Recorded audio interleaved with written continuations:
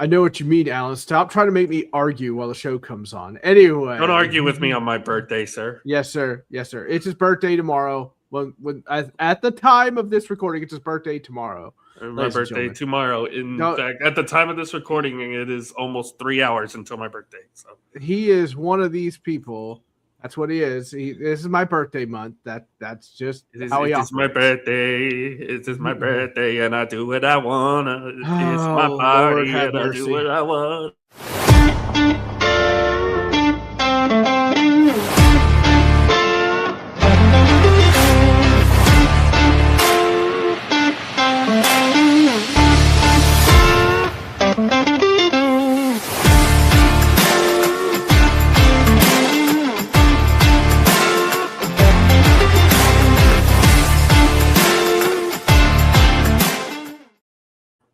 You are toxic.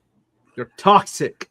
Welcome in, everybody. And you are cursed. Oh, geez. Please, I'm already 40. I can't get any worse than that. Well, I mean, you already have 3 kids, too, so. Oh, I must have lost it in the mail. It's awkward. Anyway, welcome to Fanboys Unleashed on the Mat, our wrestling show. I am your host, Mr. First Down, a.k.a. Sam Dean, who has not got the football mantle on tonight, but he has got his love of wrestling fandom here. The love of wrestling fandom that does not want to be a part of the IWC, but semi has to do this. Very, very fitting that right now in my ear, Obafemi's music is playing right now. Oh, yeah.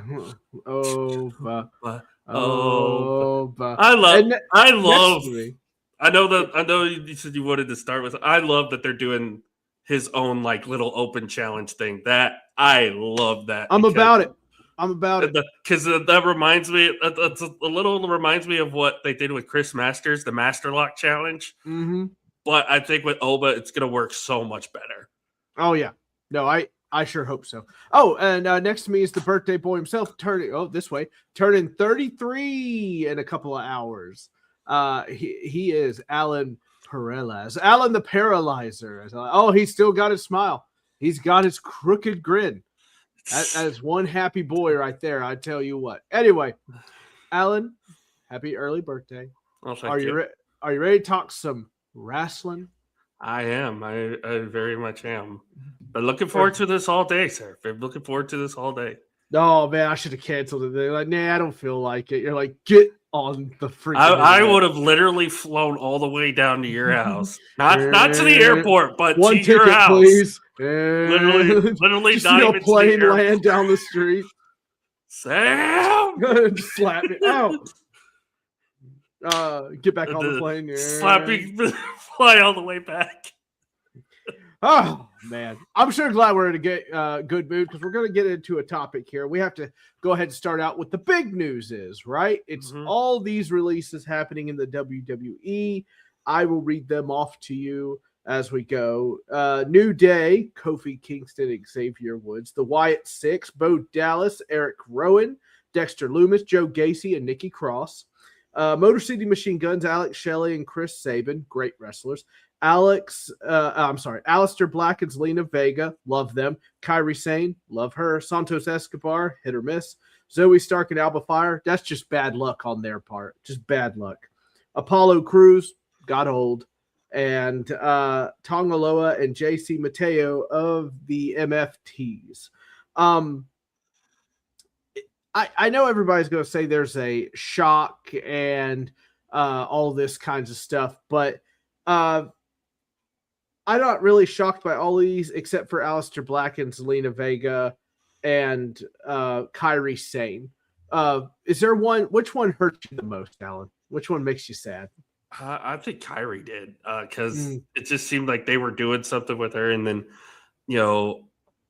I understand why she went to them apparently and has said that she wanted to go back home. She wanted to go to Japan. That's what Meltzer said. Which I get that because it's like if you get homesick, especially if you're from out of the country, like if you get the urge, like you're not feeling well or mentally not in something, like even like at any job, if you're just not mentally fit at the moment, like I understand going home and doing that. So my thing is I think she's just going to go home and get healthy, and if the opportunity ever came up, she's probably going to come back. The one that shocked me the most was probably the New Day. And then that whole thing, you thought I was already angry with TKO before. Yeah, I mean, Kofi's been there since what, 2005, 2006? Something like that. And he's been a staple in WWE forever. Xavier was one of the first to ever come over from TNA to join WWE and be a part of that. I know it didn't have success at first. And literally they took a gimmick that was supposed to fail. The New Day originally was supposed to fail. And they turned it into gold. They not only turned it into gold, they completely revived the tag team division. They made the tag team division interesting again. To the point where it got the Usos over more. It got the primetime players over more. They brought back the Dudleys. And it was like, they did a phenomenal job. They had the longest reigning tag team history at that point. They literally, we hear the phrase make chicken salad out of chicken shit. They literally did that because if you saw the early vignettes of the New Day, they were originally supposed to be like a preacher gimmick.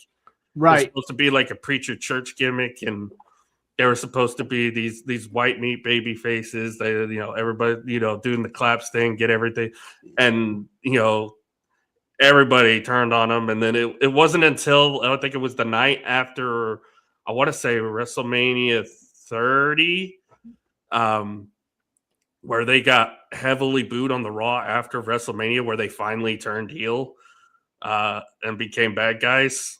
For the most part, and then they just kind of embraced that role and then turned it in, and then again literally made chicken salad out of chicken shit.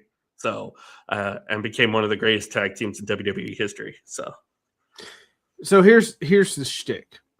They were already at a height with Kofi and Xavier. They got to a pinnacle when Big E was there. Big E gets injured, and they were never, ever able to climb up to that pinnacle ever again. Everyone knows it. And that's what I think that's what hurt the most was that those two together still couldn't do it. Kofi had the magical Kofi Mania run, which was great. It's one of the best moments in wrestling history. But I agree with you. It's literally is like once Big E got hurt, because he kind of was like the hype man. He was the guy that everybody's like, oh, look at this guy. He's a future main eventer. He's a future world champion. He's this, he's that. Xavier, great worker, great seller. Really never really got a chance to showcase what he could do. But at the same time, it's like, who do you believe in more, Big E or Xavier? And it's Big E. Right. It's Big E. But once he got hurt, it literally fell downhill afterwards. Yeah, there was no recovery. Xavier's a hard worker, not the best wrestler, but a hard worker. And Kofi, I mean, let's face it, what is Kofi known for more than anything? Botching up some big moves and some big moments, and that'll get you in trouble. I hate saying it, but that has followed him. Correct me if I'm wrong, but that's followed him everywhere he's been, that thing with Randy Orton and him.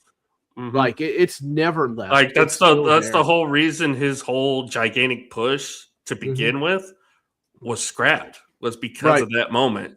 And he kind of got relegated to tag team mid-card status.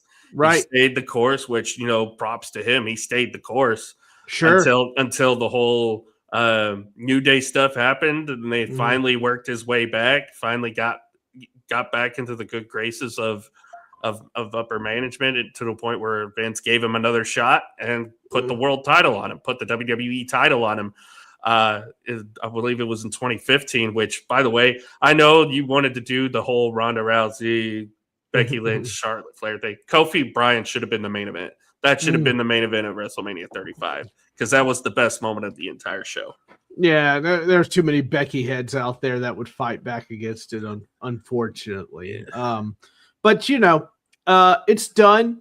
I think what really killed them here was they turned heel, and then both of them got injured. It was a generational heel turn that got completely squashed. Well, that absolutely squashed. Something happened to Xavier in his collarbone, so he had to wear the brace, and then I think Kofi got and I think they were also banking on Big E to come back, but he unfortunately never got medically cleared, and he had to retire. So that's it there.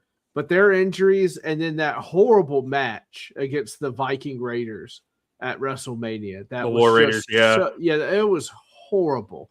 And meanwhile, the real tag team division gets left off the card, and they have probably the best match of the entire weekend on a SmackDown, on a random SmackDown, on a random SmackDown. Yeah, not good. And that stuff's going to cost you. So TKO asked, and now all of these tag teams are gone, which is crazy. All of them. Yeah, but it's a bummer. It's sad. I really liked Motor City Machine Guns. They're a talented group, but they just weren't they weren't pushing the needle. It's just how it is. And it's also the fact that, I get that the writers on SmackDown too just kind of, we've said this for the past few months, Sam, is that the SmackDown writing basically killed that brand on the build to WrestleMania. And because of it, we were stuck in Wyatt 6 MFT hell for 6 months.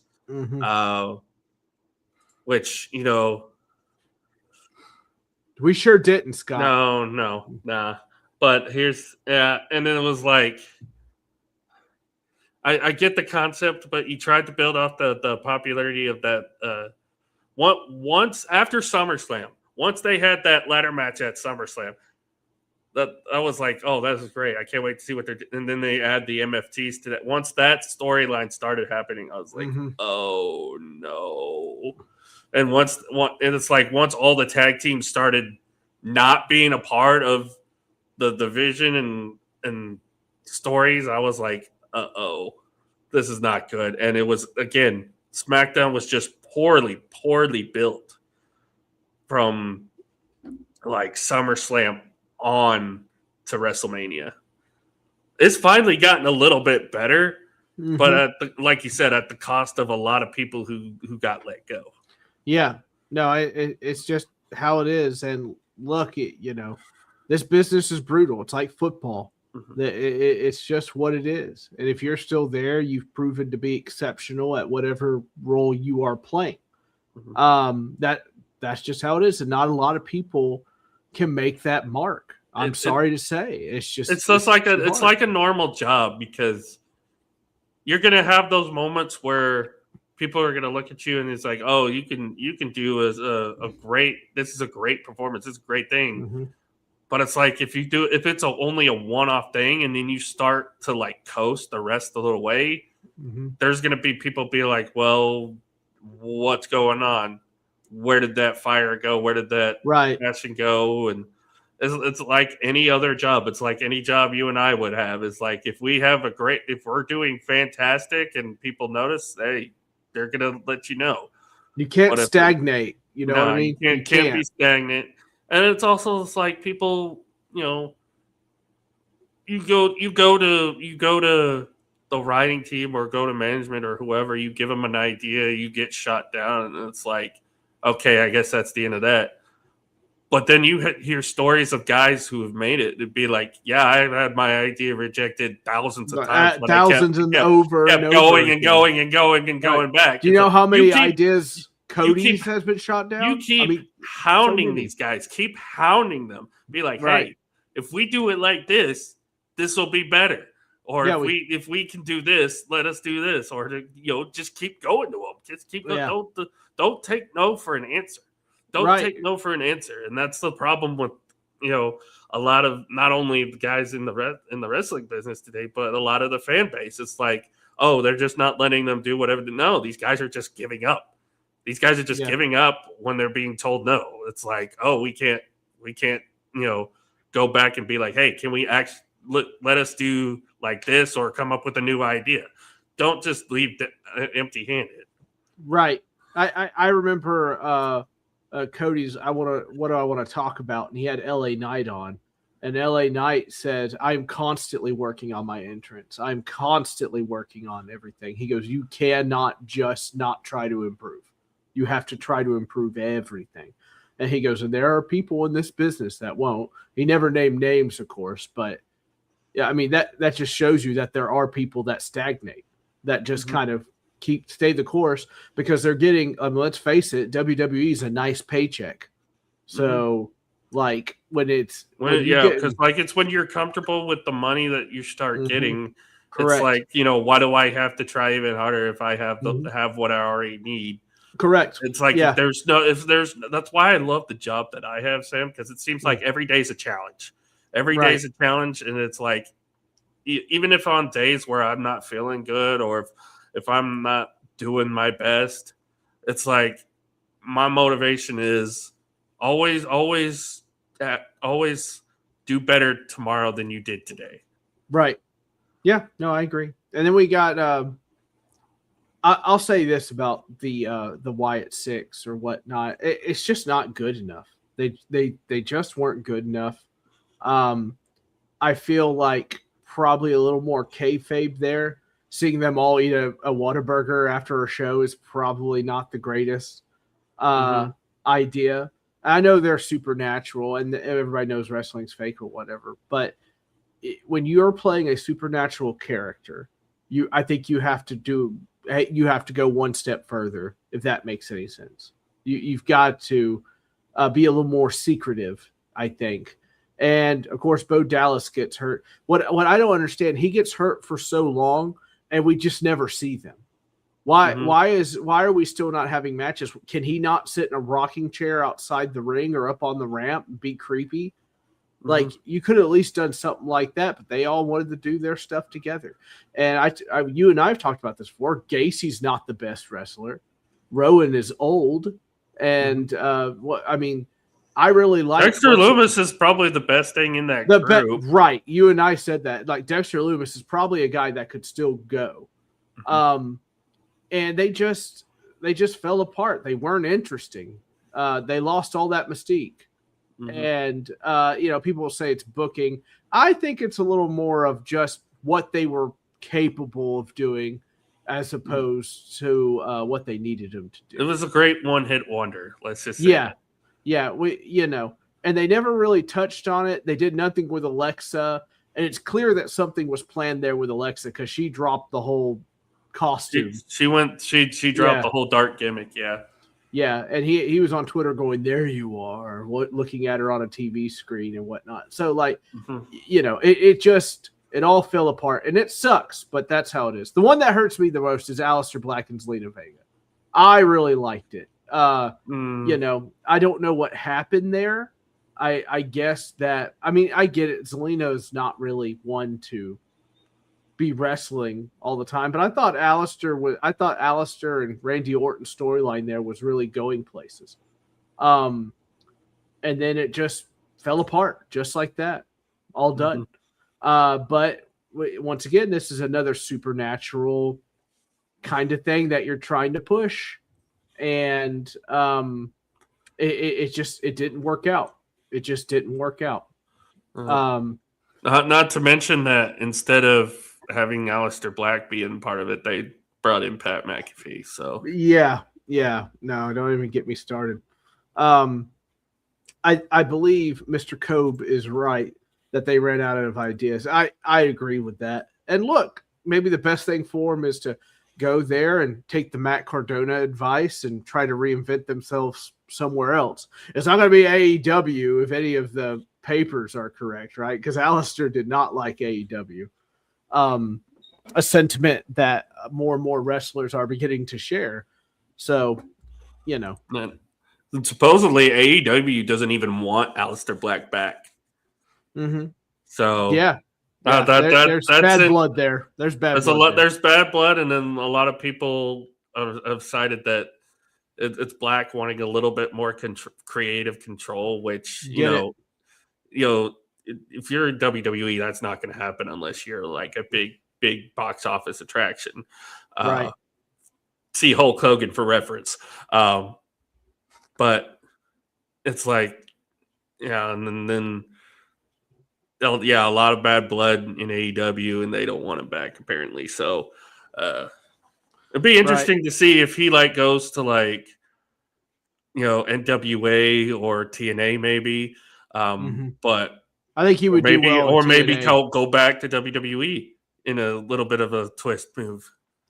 It could be. We all know never say never in WWE. We could see everybody back.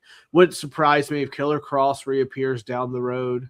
There are these ways to always. And we've seen a lot of guys that have been released kind of hint towards, this really wasn't a Triple H idea. It was a TKO thing. Yeah, that's what it appears to be. You can ask any UFC fan. This is just how TKO does business. Yeah, this really is. If it's not hitting, then it's like gotta go. It's like it's like we're not going to pay you unless you deliver, and that's not a way to. You could do that with UFC. That's fine because you're not going to see guys for like 2 or 3 months down the road. Right. You can't do that with wrestling. You can't do that with wrestling because it completely shatters the product. I am curious if TKO ends up selling WWE. Like they should. They need to. If it's just too much of a hot potato, but then does that mean we have to? I think that's what WWE is trying to do. Is they're trying to make TKO look bad. They're trying to make ESPN look bad so they can have a sale off. Because I just don't want to deal with it. I think they realized the deal with ESPN was bad. The deal because nobody wants to watch PLEs on the ESPN app anymore. They don't. Because now that's where you're going to have to watch NXT PLEs because the ESPN bought out the CW streaming service. So, and it's like ESPN's just trying to do anything they can to stay relevant at this point. Yeah, they're grasping, trying to find the ledge. The only thing keeping them alive. The only thing that keeping them alive is college football, and that's it. Yep. I mean, we're having a contract negotiation with Ian Rappaport. Ian Rappaport, pay the man what he wants. He gets the information. Shut up. Like that he's worth everything. If you don't want to pay him, why the hell did you buy NFL Network? Yeah, that's the other thing. Buying NFL Network, I was disappointed in that move. I was like, that's not going to be great. I do not like it. I guess it's great for you to get Rich Eisen back, but it's a mess. It's a mess right now. However, we don't like all the releases, but we had a decent Raw last night, and we are cutting into some time here but that's okay because I felt like the releases were really important to talk about, and we did that. So I'll do that. So what did you like about Monday Night Raw, if you liked anything at all? Pretty much the whole show, top to bottom, was pretty entertaining to watch. Yep. I love how they're using Ethan Page immediately in the IC title picture. I love that we got Becky and Io Monday night. That was a fun little match. I was happy about that. Yeah. And now we're getting Io and Asuka at a PLE, so that's going to be fun. They're going to burn the house down. They're absolutely going to destroy it. I mean, everything's been really entertaining to watch on Mondays. So I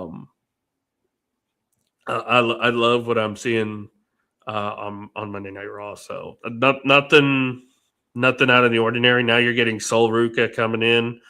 Joe Hendry's concert was entertaining, and I love the little interaction with him and Logan Paul. Yeah. I think that with the Street Profits now being on Mondays, maybe they'll finally take the belts off the Vision. And maybe try to rebuild a little bit of the tag team division on Monday night because you'll have the Street Profits and the Usos. But I don't know. It'll be fun. It's going to be fun TV, I think. I just don't want the Usos to fall back under the umbrella of Roman Reigns. Yeah, I don't want. We've already done this story. Like everything's just going to go back to normal. I mean, that's just kind of obviously LA Knight takes umbrage to that. Yeah. So you love Jacob pulling out the Tongan death grip.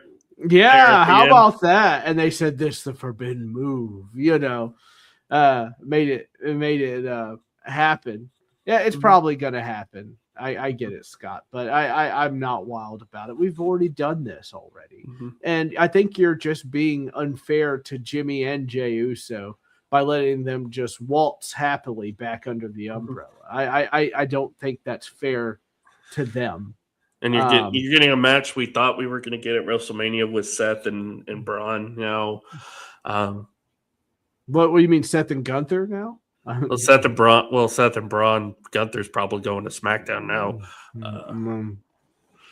Great. After what we saw Friday, so yeah, that makes a lot of sense. Just kind of shift him on over, I suppose. Okay. What did you like about SmackDown? You know what I didn't like? A gingerbread costume getting assaulted. That was really strange. I thought it was a very I know it was kind of dumb and a lot of people thought it was stupid, but it's a very unique way to do a double turn, and I think it worked. I hope it worked. I think it worked because obviously Sammy's a bad guy now and Trick Williams is a babyface, so I think it kind of worked out. They're doing a funeral next week, which is great. I love it. Yeah, that is kind of funny. This is kind of the humor that I love about professional wrestling, and I'm glad they listen. If you're going to be ridiculous, you have to lean into it.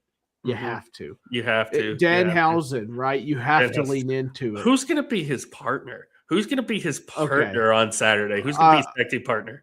I wish Randy Orton was healthy because it would be so funny if he was like there just for Miz to be like, "Are you kidding me?" Well, I saw somebody throw this idea out there. What if it's Mr. Iguana? Danhausen the Mr. Iguana. I would die laughing. That would be great. CM Punk would be crazy. Or Royce Keys. I love that promo with Royce Keys and Jacob Fatu backstage. That was cool. Poor Angel got like just destroyed. But like doing his job so he doesn't get the cut or whatever. I will say this. What a breath of fresh air for Ricky Saints, baby. Welcome aboard, buddy. Crowd sucked though. They didn't know who he was. And it's Tulsa. They don't care. It's Tulsa. What you're dissing your own people there. Tulsa's not my people. They're me. CM Punk and Danhausen have a history together for that is fair. That is fair. It might be CM Punk and it might be that would be crazy. That would be nuts. Danhausen's like one of his best friends in AEW. So yeah.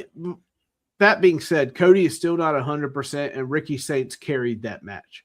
He carried it. Speaking of carried, Paige is rusty. She was rusty at WrestleMania. She's still going to be rusty now. How long did it take? Naomi to really, really get back? It took her quite a while. It took her a couple months, yeah. So right. So I imagine Paige is going to be, or Sarai. I don't even know what her shake name out is that rust. Shake out that rust. It's going to be a minute for her, I believe. And you got to get used to wrestling different women too. So oh yeah. I mean, obviously, Bree knows how to wrestle some of these women, so it's not bad. But you're going to have to. Are we happy to have the unholy alliance of Rhea Ripley, Charlotte Flair, and Alexa Bliss? Oh man, that is 2/3 of your fantasy right there. Oh, 2/3 of Sam's fantasy, all in one, and only one piece of Allen's. Yeah. But yeah. I would do anything to have Little Miss Bliss back. I loved Little Miss Bliss. She was awful, and I loved her. Ordering coffee at ringside, perfect. But I'm sure he would. But yeah, SmackDown is just trying to pedal along here. Nothing is really building backlash though on either show. You know what I mean? Nothing's really. It's a quick turnaround, so I get it. Yeah, but they do have some good matches that I'm really interested in seeing. Where I am curious about Danhausen's partner. I can actually bring up the match card since we'll be technically it'll be a preview since we'll be on Sunday. And they do the show on Saturday, so I can bring up the card if you want me to. Please do, sir. Your call is very important to us. So, but yeah, bring it up. What do you do with the automated voice messaging system, sir? Yeah. Is that your voice? Is that your voice here? I hear every time I get a spam call. Please hold. Sailing on a wave that I'm going. So we got a 5-match card here. I don't know if there's going to be any more added because we've got Saturday night's main event coming up, and then you've got I think either the Saudi pay-per-view after that in June or something like that, or at the end of May still coming up. But you've got Seth Rollins and Braun Breaker, Io Sky and Asuka. You got Trick Williams and Sami Zayn for the United States title. Danhausen and a partner of his choice against Miz and Kit Wilson. And then, of course, Roman Reigns, Jacob Fatu for the World Heavyweight Championship. Okay. All right. We'll see how it goes. Oh, if he loses to Jacob, I'm going to be so happy. I will be over. Of course you were. You will never hear the end. Of course you will. I will be in our group chat laughing and so happy to be. You have to be like if Roman loses, y'all have to acknowledge me. Yeah. Hey bitches, acknowledge me. You know, something along those lines. But anyway, all right, nice little 30-minute show there. Got it done. Talked about the releases. Talked about Raw. Talked about SmackDown. We have coming up this Saturday, right? Backlash. This Saturday. Yep. Should be a good time. We'll be recapping it with you Sunday night, same time, same place. Well, most of the time, 8:30. I was running a little late. Alan, what you got coming up for yourself? Well, tomorrow is my birthday. I turned 33, as we talked about before. Tuesday night, I'm gonna be. I think we're doing ball. I'm gonna be on with Omar, the sports professor, doing Ball and Buds, talking Major League Baseball. I think it's him, myself, Averill, and like one other person. I think we'll be doing that Tuesday night. Wednesday night, of course, will be me, Scott, and Jonathan on our baseball show on Rec Room Sports, talking, obviously Major League Baseball and stuff like that. Jonathan's also upset about him not putting the Braves number 1. They are steamrolling people. They are steamrolling the entire. By the way, because Jonathan brought this question up to me earlier in our group chat.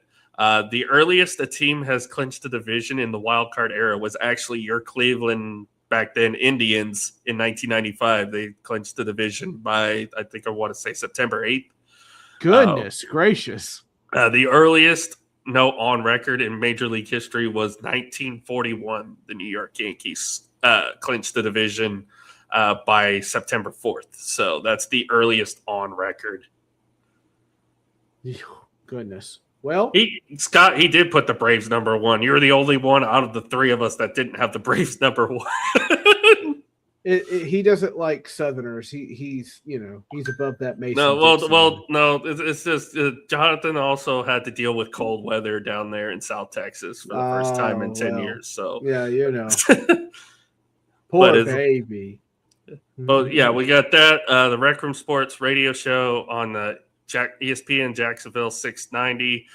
So yeah, definitely check that out. That's at 4 p.m. Eastern on Thursday afternoon, and then Fridays in the Hoop on the Rec Room Sports shows or NBA basketball show.